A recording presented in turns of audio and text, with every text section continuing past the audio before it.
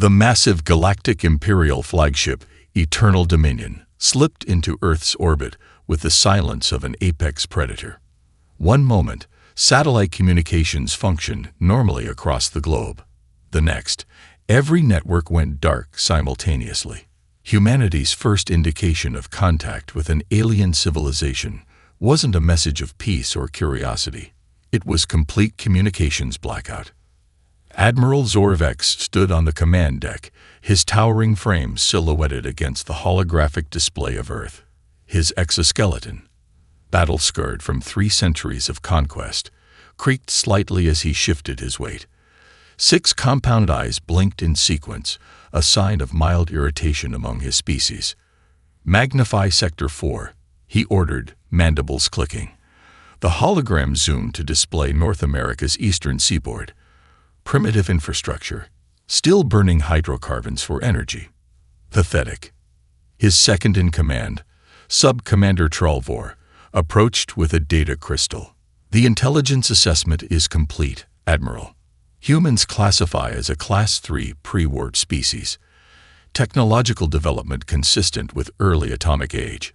Social organization fragmented into approximately 200 territorial units." Zorvex absorbed this with cold calculation. Class 3 species rarely warranted formal conquest protocols. They typically qualified for standard processing, resource extraction, limited population preservation for labor, and planetary repurposing. Curious, the Admiral mused. Their weapons development seems disproportionate to their other technologies. "Yes, Admiral," Tralvor confirmed. "They've dedicated exceptional resources to warfare, despite their limitations.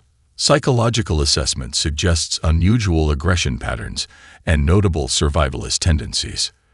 The Admiral dismissed this with a wave of his upper appendage. "Irrelevant. Restore their communications network. Let's observe their reaction." When the communications blackout lifted 12 hours later, Imperial analysts expected chaos, the typical response of pre-Unity species facing evidence of superior extraterrestrial life. Instead, they observed something unexpected: coordination. Within hours, world leaders established emergency protocols. Military forces mobilized with surprising efficiency. Most remarkably, traditional enemy nations established immediate cooperation agreements. "Fascinating adaptation," noted the Imperial xenopsychologist. "Most species at this development stage fragment further under pressure. These humans appear to be unifying." Even more surprising was the message broadcast worldwide in every major language. A request for diplomatic talks. No panic. No religious hysteria. No mass suicides. Just a calm, measured response requesting dialogue. Admiral Zorvex found himself marginally intrigued. Accept their request. Permit a small delegation aboard. Standard intimidation protocols. 5 humans were transported to the Eternal Dominion the following day. 3 females and 2 males, according to Imperial biological classification. They appeared almost comically fragile beside the towering Imperial officers, their soft, furless bodies lacking the chitinous protection of evolved species. The negotiation chamber, designed specifically for psychological impact, stretched nearly half a kilometer in length. The ceiling disappeared into darkness above. Imperial guards stood at attention, their ceremonial weapons pulsing with energy. The humans were deliberately made to walk the entire length of the chamber, their footsteps echoing in the cavernous space. Admiral Zorvex observed them through multiple sensor arrays. Their vital signs showed elevated heart rates, but far less fear response than expected. They maintained perfect composure, walking with straight backs and steady gazes. The delegation reached the elevated platform where Zorvex waited. The Admiral rose to his full height, nearly 3 meters, and spread his upper appendages in the traditional dominance display of his species. "Is that all the humans your planet could muster?" he asked through the translation field, mandibles clicking in amusement. "Pathetic." The lead human, a female with dark hair streaked with gray, met his compound gaze without flinching. "I am Dr. Maya Chen, representing Earth's United Response Council. We request 48 hours to prepare our world for integration into your empire. What Admiral Zorvex couldn't know. Dr. Chen was not merely a diplomat, but one of Earth's foremost game theorists and strategic analysts. The man to her left was a cybersecurity expert who was already cataloging every detail of Imperial technology. The woman to her right was a xenobiologist, mentally recording every physiological detail of the Imperial species. The remaining two delegates were a military strategist and a quantum physicist. Each moment aboard the Imperial vessel was an intelligence-gathering operation of unprecedented importance. The Admiral's mandibles clicked in what passed for laughter among his kind. You have 48 hours. Then processing begins. Imperial assessment teams deployed across Earth as darkness fell over each continent. Their stealth shuttles, wrapped in adaptive camouflage that bent light around their hulls, descended silently into urban centers, remote wilderness, and everything in between. Standard protocol for Class 3 worlds. Catalog resources, evaluate military capabilities, identify processing priorities. Captain Krelmar led the North American assessment team, his exoskeleton painted with the red stripes of the Imperial Elite Survey Corps. He had cataloged 17 worlds before this one. All routine operations. Humans, according to the preliminary data, were unexceptional omnivores with limited lifespans and no notable physical advantages. Deploy surveillance drones, he ordered as his shuttle hovered above a city designated Chicago in human records. Standard dispersal pattern. The drones, each no larger than a human finger, scattered like metallic seeds in the wind. Within minutes, they transmitted their first findings. Unusual readings, Captain, reported his sensor technician. Their weapons density exceeds standard parameters for Class 3 civilizations by 470%. Krelmar clicked his mandibles in surprise. Verify that calculation. Verified, sir. These humans possess an extraordinary number of weapons. Even their civilian dwellings often contain multiple armaments. The captain moved to the data terminal himself, compound eyes scanning the incoming information. Something wasn't adding up. According to Imperial taxonomy, pre-warp species typically devoted most resources to basic survival needs and early space exploration. These humans had instead created an arms race spanning millennia, developing thousands of ways to kill each other with disturbing creativity. Access their historical database, he ordered. Focus on warfare development. What emerged was unprecedented in his extensive survey experience. Humans had never stopped fighting each other, not for a single generation in their entire recorded history. While most species experienced periods of unified peace before developing spaceflight, humans had maintained constant conflict, driving an endless cycle of innovation in weaponry. Send this to the Dominion immediately, Krelmar ordered. Priority classification.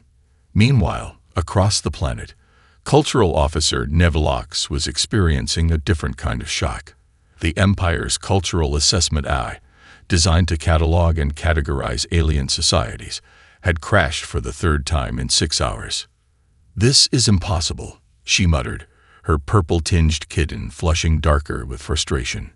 Reboot the system again. The problem was simple yet profound. Human society contained too many contradictions. Most pre-warp civilizations developed unified cultures, languages, and governance as they advanced technologically. Humans maintained thousands of languages, religions, political systems, and cultural practices simultaneously, many in direct opposition to each other. They shouldn't function as a society with this much internal division, Nevlox reported to the Dominion.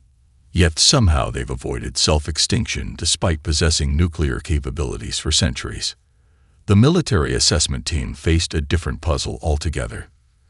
Commander Vexthal, reviewing human combat tactics throughout their history, found himself reluctantly impressed. They adapt with remarkable speed, he noted in his report. When new weapons emerge, countermeasures follow almost immediately. Their fictional entertainment even contains thousands of scenarios about resisting technologically superior invaders. It's as if they've been mentally preparing for this moment for generations. The final anomaly came when a stealth shuttle experienced unexpected mechanical failure over a region designated Kazakhstan. Imperial protocol dictated immediate self-destruction to prevent technology contamination, but the failsafe malfunctioned. Before reinforcements could secure the crash site, something unprecedented occurred. Local humans, supposedly primitive by Imperial standards, swarmed the wreckage not in panic or religious awe, but with purposeful efficiency. Surveillance drones captured images of civilians using crude tools to dismantle Imperial technology, removing key components before disappearing into the landscape. When the retrieval team arrived, they found the shuttle's quantum navigation system, shield generator, and weapons array completely extracted. Somehow, pre-warp humans had identified and prioritized the most advanced technology in an alien craft they'd never seen before. Admiral Zorvex received these troubling reports with growing irritation aboard the Eternal Dominion. Amusing primitives, nothing more, he insisted, even as his tactical officers exchanged concerned glances. Begin the formal occupation. We'll show them what real power looks like. He would soon discover how wrong first impressions could be. The 48-hour deadline expired with the rising sun over Earth's eastern hemisphere. Admiral Zorvex stood on the Eternal Dominion's command deck, 6 eyes focused on the tactical display as 500 Imperial dropships prepared for simultaneous deployment. Each carried 200 Imperial soldiers, the elite of the Empire's subjugation forces. Begin psychological warfare protocols, Zorvex ordered, mandibles clicking in anticipation. Let them feel the inevitability of defeat before the first soldier lands. The dropships activated their sonic disruptors as they entered Earth's atmosphere. The sound, specifically calibrated to trigger terror responses in mammalian brains, had broken the resistance of countless species before the Empire fired a single shot. Sub-Commander Tralvor monitored the deployment. First wave entering lower atmosphere in 30 seconds. Admiral. Excellent. Prepare the processing barges.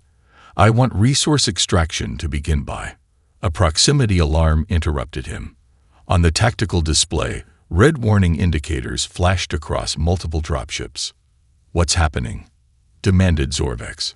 Unknown energy signatures detected on the surface, reported the tactical officer, Ketan Paling. They appear to be directed energy weapons. Impossible, snapped the Admiral. Their technological assessment confirmed no such capabilities.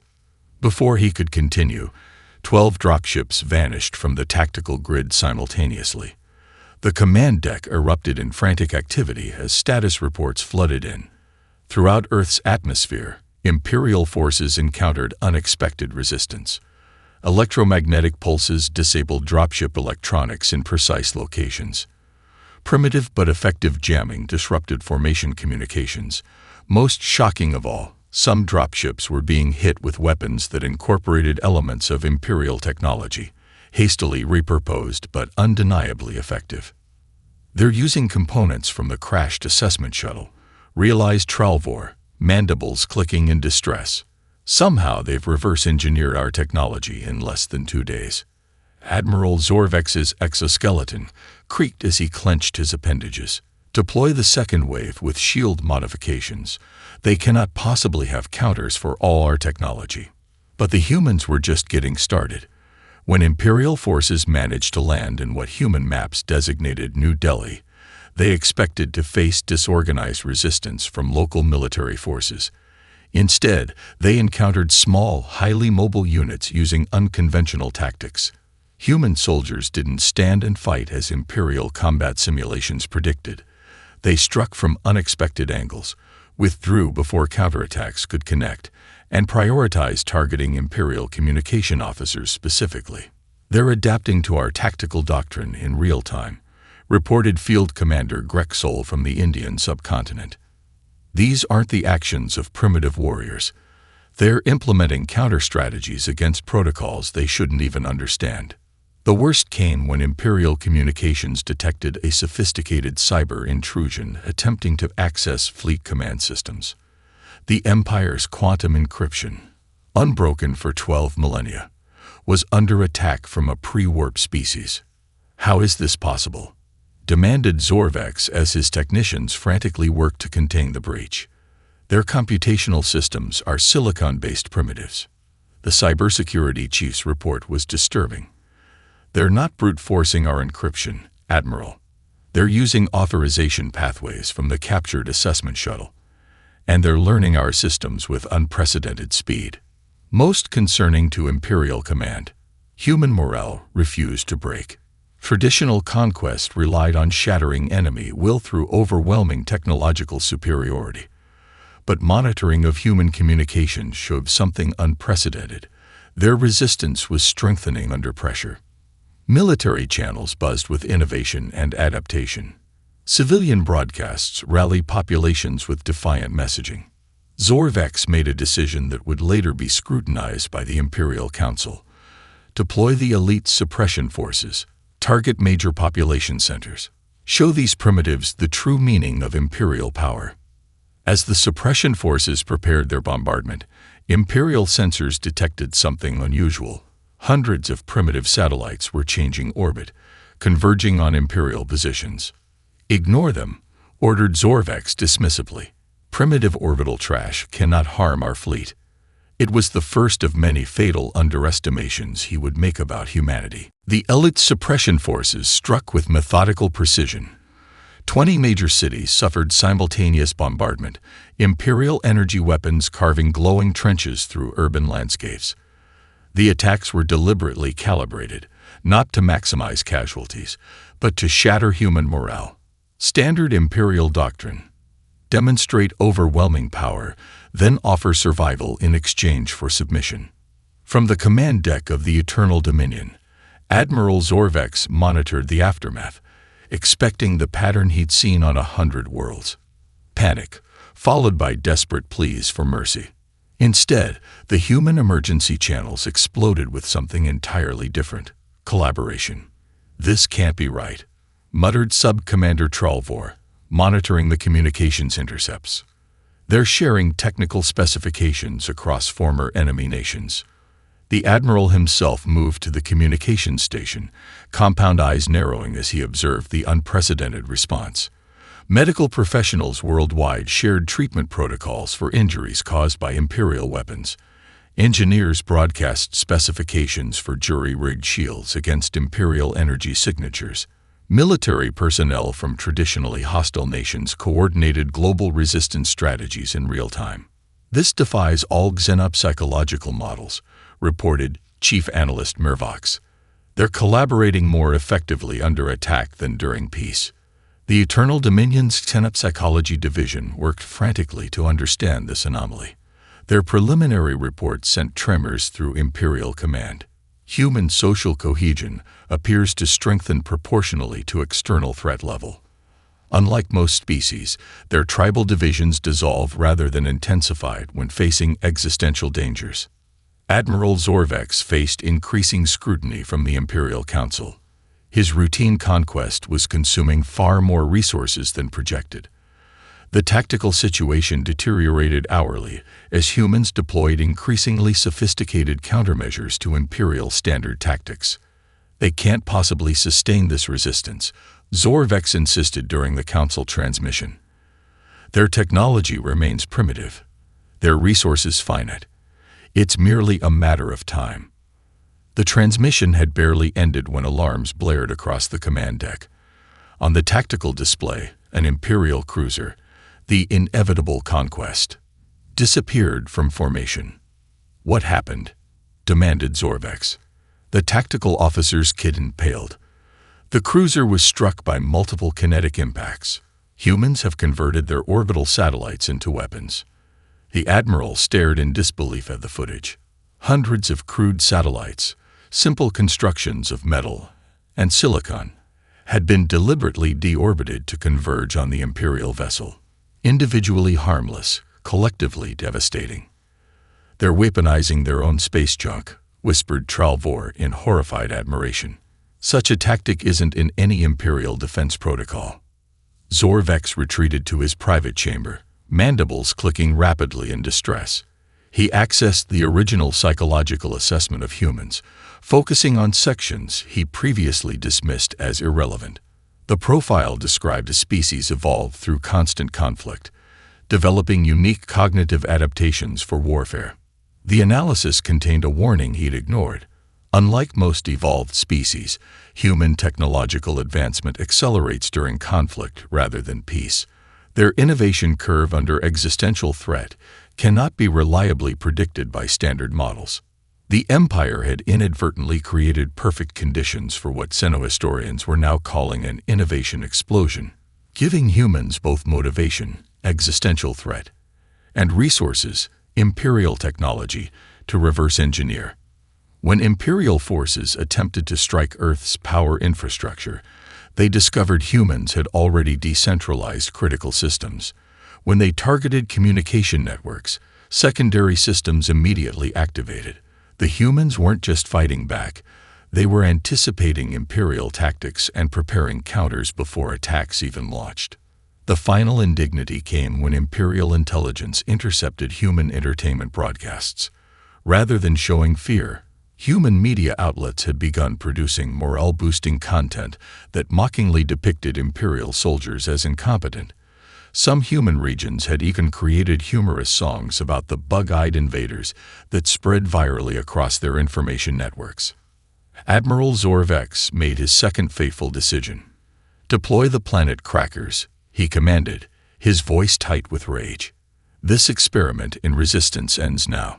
He couldn't know that human satellites had already mapped the energy signatures of every weapon in his arsenal, including planet crackers, and teams of scientists worldwide were already developing countermeasures. 3 weeks into what was supposed to be a 3-day conquest, Imperial Battalion Delta 379 patrolled the dense vegetation of the Amazon basin.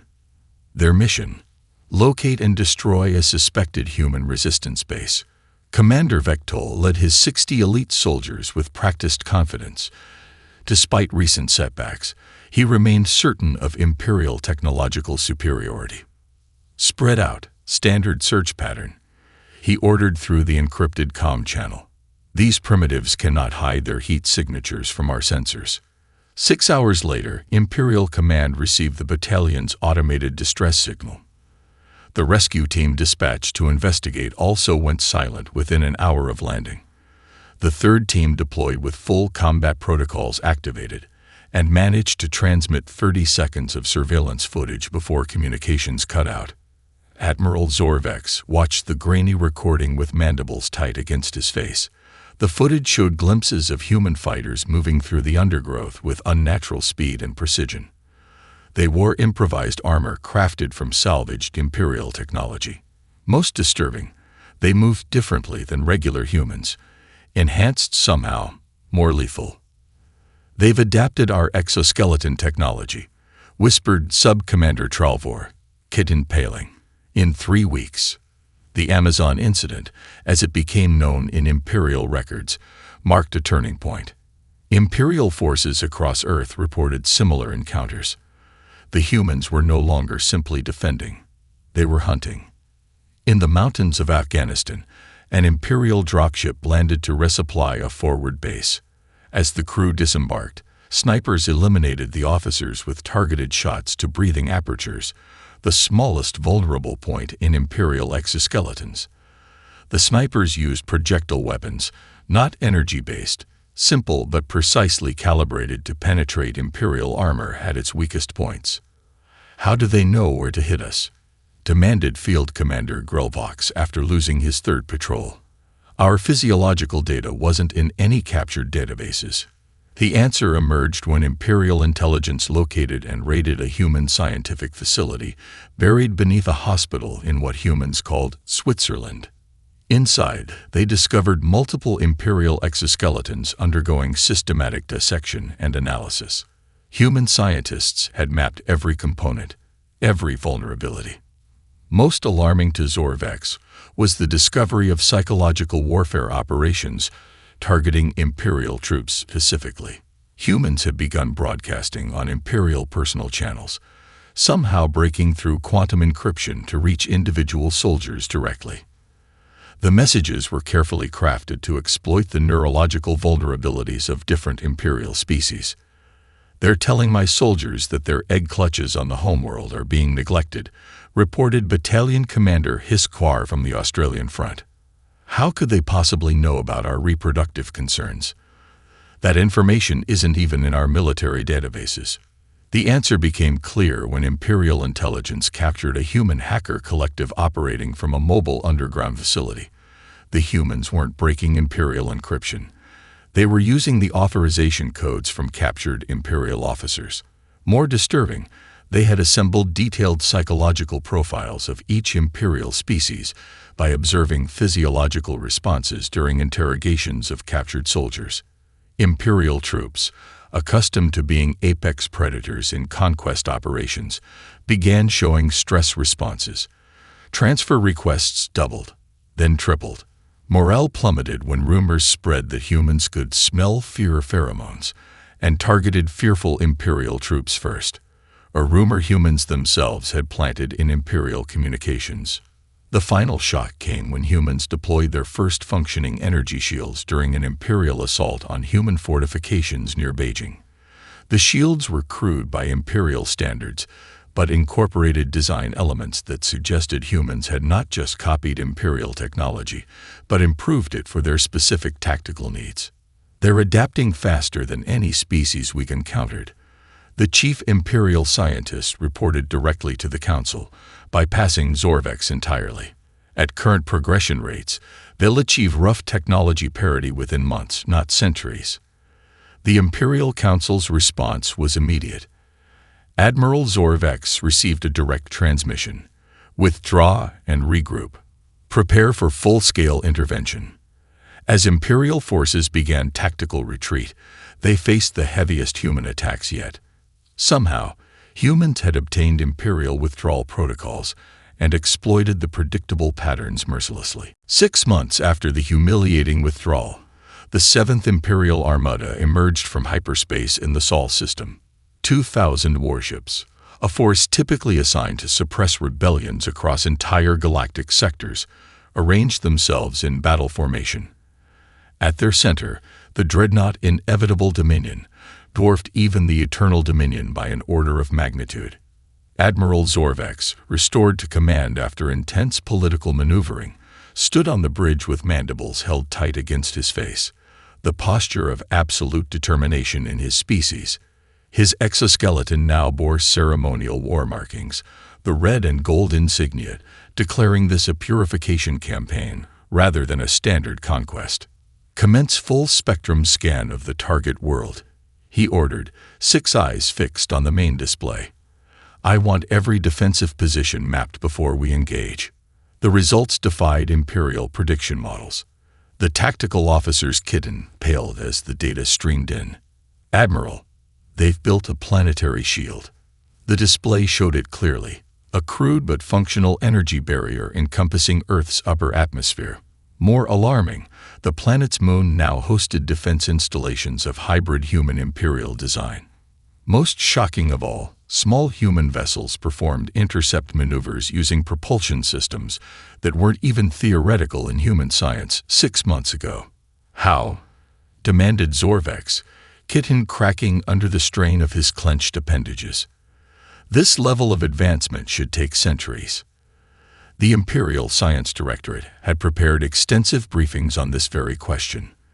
The liaison officer activated a holographic presentation showing interconnected human research networks across the planet. "Humans possess a unique form of information sharing, Admiral. Unlike species who hoard technological advantages, humans freely disseminate innovations globally. A breakthrough in one laboratory immediately benefits all others. They call it open-source warfare." Zorvex absorbed this with growing concern. The Empire's advantage had always been technological superiority, maintained through strict information control. Their conquests relied on subjugated species remaining centuries behind Imperial capabilities. These humans had not just adapted, they created a new paradigm. When Imperial probes approached Earth, they encountered specifically calibrated defenses. Human weapons targeted Imperial shield frequencies precisely. Their electronic countermeasures disrupted Imperial targeting systems with algorithms that suggested intimate knowledge of Imperial military protocols.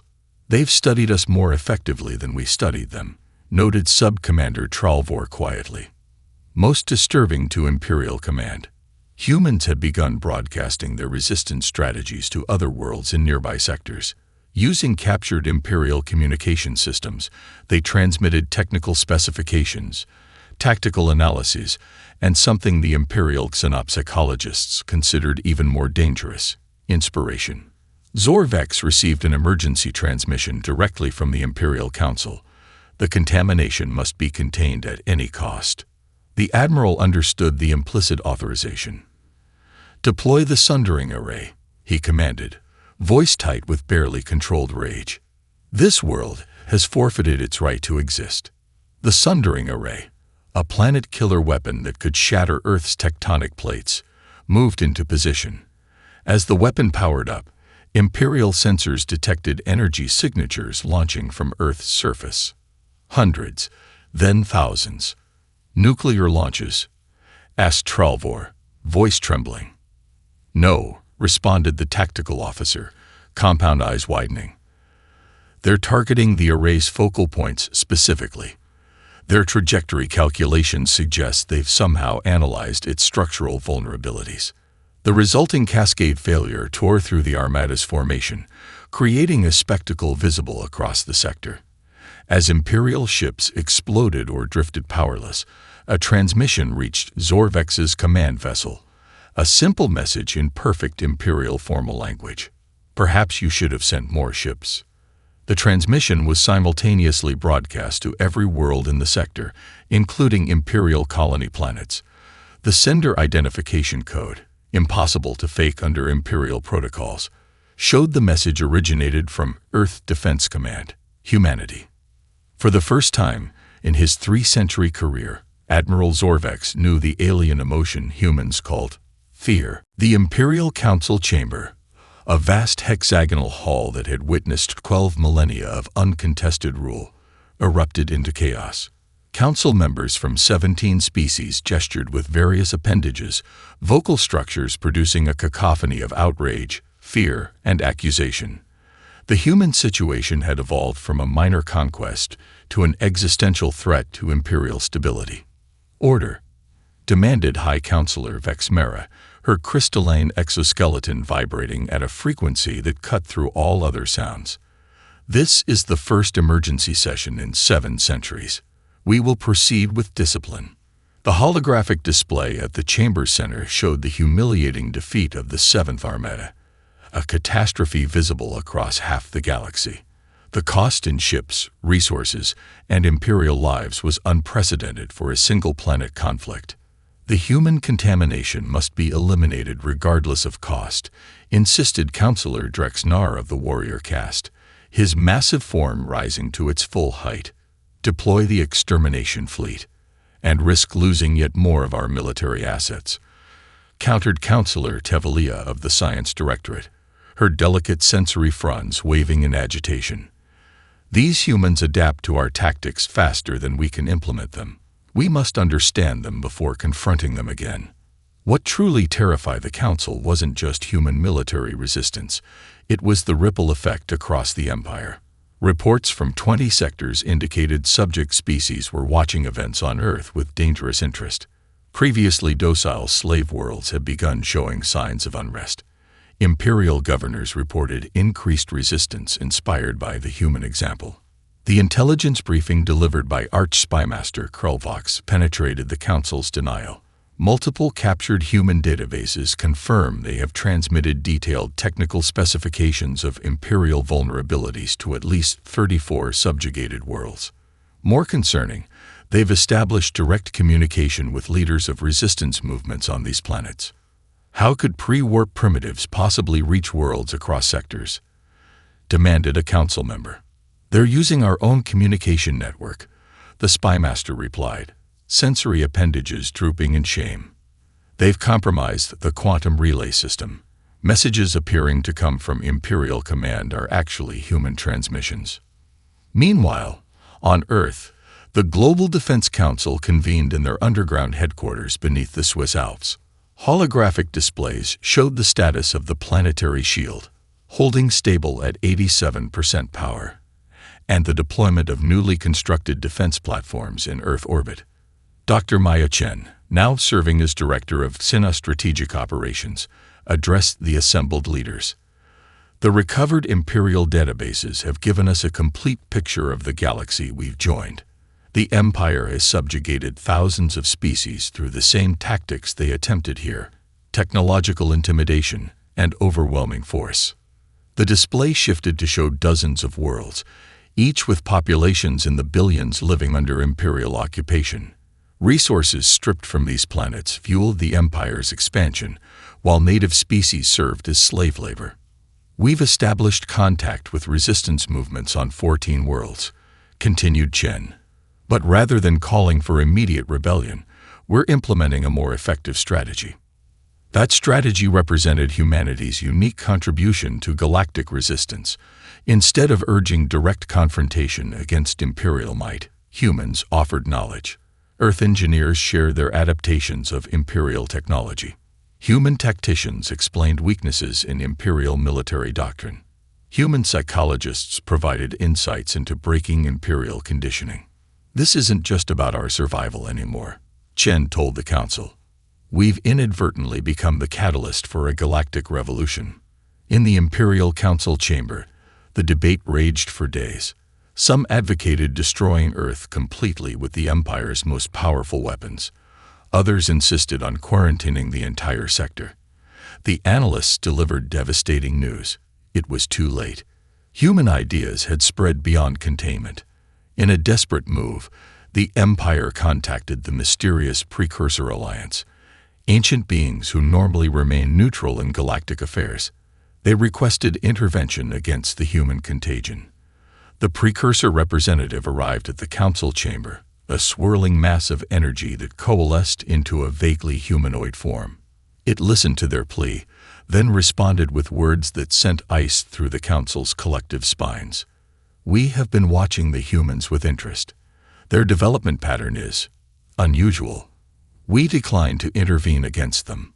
In fact, we have opened diplomatic channels with Earth. 1 year after first contact, representatives from 17 species gathered in a newly constructed space station orbiting Earth's moon.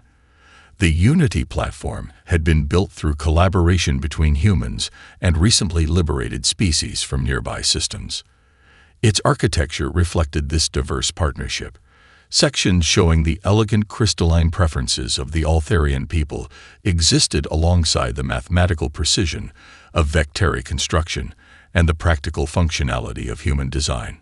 At the center of the diplomatic chamber, Admiral Zorvex, once the Empire's most decorated conqueror, stood as a reluctant emissary. His once pristine exoskeleton was now scarred from multiple battles. The proud red and gold markings of Imperial authority had been removed, a humiliation mandated by the ceasefire terms. Across the table sat Dr. Maya Chen, the same human who had stood before him in that first meeting aboard the Eternal Dominion. She had aged visibly, silver streaks now dominating her once dark hair, lines etched into her face from a year of relentless pressure. Yet her eyes remained sharp, evaluating the Imperial representative with the same calculating intelligence that had assessed his ship's vulnerabilities during that first encounter. I still do not understand, Zorvex admitted, mandibles clicking softly in what humans had learned was a gesture of confusion. You had no advanced technology, no unified government, no significant space presence. By all established models, you should have submitted or perished. Dr. Chen smiled. Your models failed to account for human diversity, Admiral. What you saw as our greatest weakness became our greatest strength. She activated a holographic display showing Earth's history, millennia of conflict, innovation, adaptation. We'd spent our entire existence fighting each other, developing countermeasures, then countermeasures. When you arrived, we already had thousands of years of experience adapting to overcome superior force. What Zorvex could not fully comprehend was how fundamentally humanity had changed the galactic order in just 1 year. The imperial hierarchy, stable for 12 millennia, now faced an unprecedented challenge: the Galactic Cooperative. The newly formed alliance included 14 formerly subjugated species alongside humans. Unlike the Empire's centralized control, the cooperative operated on principles of autonomous membership and shared innovation.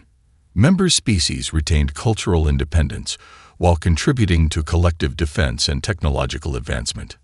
Most disturbing to Imperial strategists, the cooperative grew stronger with each new member, incorporating diverse biological adaptations and technological approaches into an ever more resilient whole. It was everything the homogeneous empire was not: adaptable, decentralized, and ideologically appealing to oppressed species. The negotiations concluded with the Empire recognizing the cooperative's sovereignty over 2 sectors, a concession unimaginable a year earlier. As diplomatic protocols concluded, Zorvex made one final observation.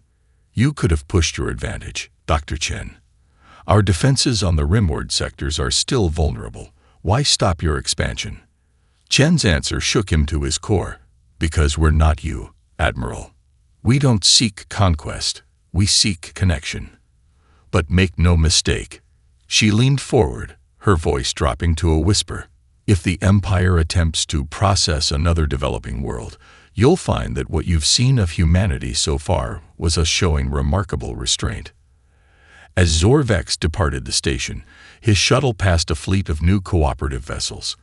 Their design reflected multiple species' contributions, but the core technology, propulsion, shields, weapons, all carried distinctive human innovations. Vessels that shouldn't exist for centuries according to normal development patterns. Throughout the vast imperial bureaucracy, from the highest council chambers to distant provincial governors, a question spread in whispered conversations. If humans accomplish this in 1 year after first contact, what will they and their allies become in a century? In a millennium? For the first time in thousands of years, the Galactic Empire didn't just shudder, it transformed, or faced extinction. And it all began with a simple miscalculation about a species deemed too primitive, too divided to pose any threat. Is that all the humans? The question that once dripped with imperial contempt now carried very different implications across the galaxy. #, the end.